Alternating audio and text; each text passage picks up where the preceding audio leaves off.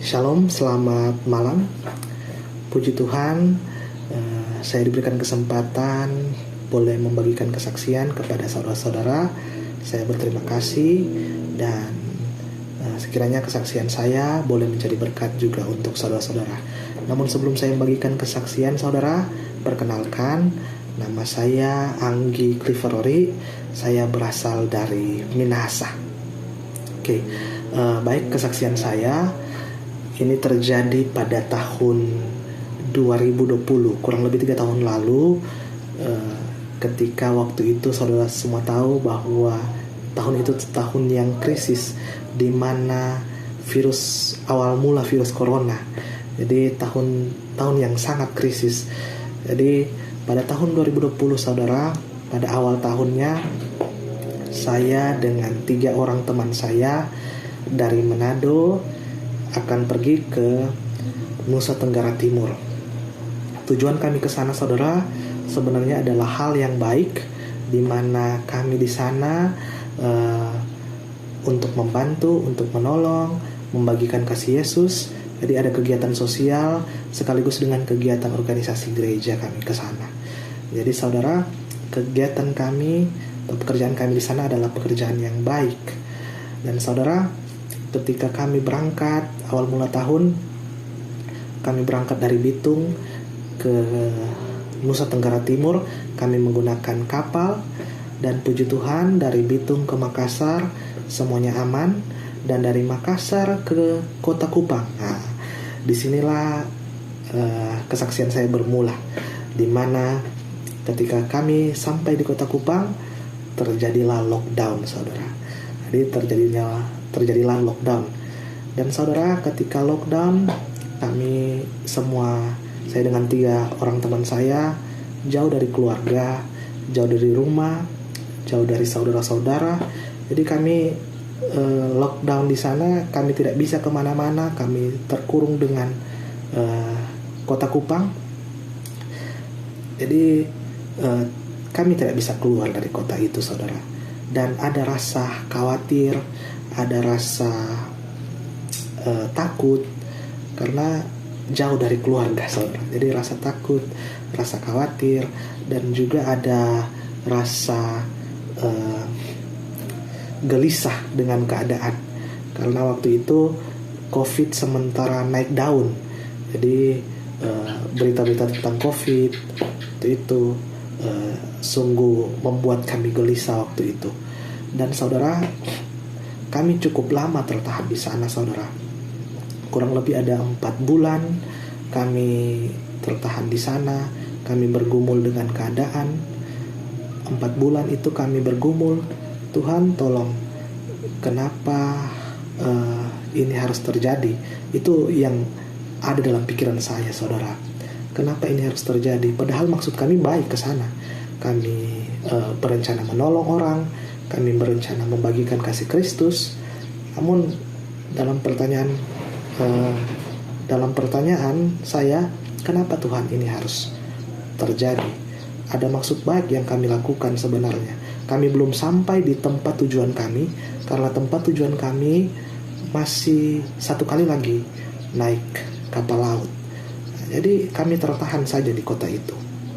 Jadi saudara, pertanyaan kepada Tuhan, Tuhan kenapa ini harus terjadi? Rasa gelisah, rasa takut dengan keadaan, pokoknya rasa cemas yang ada dalam diri saya waktu itu. Dan saudara, bukan hanya itu saudara. Selama lockdown itu, selama 4 bulan, saudara tahu saya sempat sakit waktu itu. Jadi ketika di Kota Kupang, waktu lockdown di Kota Kupang, waktu lagi naik daunnya virus COVID ini, saya sakit saudara. Saya sakit. Bahkan kalau saya katakan sakit saya cukup berat, karena saya diinfus waktu itu. Jadi waktu itu saya sakit, mau pergi ke rumah sakit saya takut, karena jangan-jangan Tuhan, bisa jadi ini virus corona, atau itu virus corona. Karena waktu itu virus corona itu sangat ditakuti, saudara. Bisa jadi ini virus corona, makanya untuk ke rumah sakit itu sangat takut. Namun saudara, ketika saya sakit, saya itu tidak ke rumah sakit, tapi saya itu tinggal di rumah pendeta. Ada seorang pendeta, saya tinggal di sana, dan bahkan saya diinfus di sana, saudara. Jadi karena tidak ke rumah sakit, saya hanya tinggal di rumah saja, dan saya diinfus di sana. Dan saya bertanya-tanya, Tuhan, kenapa ini harus terjadi? Kami di lockdown, bahkan saya sempat sakit di sana. Kenapa keadaan ini harus terjadi? Padahal maksud kami ke sana adalah baik, Tuhan. Maksud kami di sana adalah untuk menolong, membantu, membagikan kasih Bapa, kasih Tuhan. Kenapa ini harus terjadi? Dan ada ayat yang menguatkan saya, di mana kalau kita baca di dalam Amsal 19 ayat 21 dikatakan, banyaklah rancangan di hati manusia, tetapi keputusan Tuhanlah yang terlaksana. Jadi mungkin rancangan saya pikir, Tuhan ini sudah baik, tetapi Tuhan tahu yang terbaik. Tuhan yang lebih tahu yang terbaik. Tuhan yang tahu masa depan. Dia tahu apa yang akan terjadi ke depan. Dan kita sebagai orang Kristen hanya bisa mengimani Tuhan membuat rancangan yang terbaik, karena sesuai dengan Yeremia 29 ayat 11 dikatakan begini, saudara, sebab aku ini mengetahui rancangan-rancangan apa yang ada padaku mengenai kamu, demikianlah firman Tuhan, yaitu rancangan damai sejahtera dan bukan rancangan kecelakaan, untuk memberikan kepadamu hari depan yang penuh harapan. Mungkin bagi pikiran manusia waktu itu, Tuhan kenapa harus seperti ini? Tuhan kenapa harus tertahan di sini?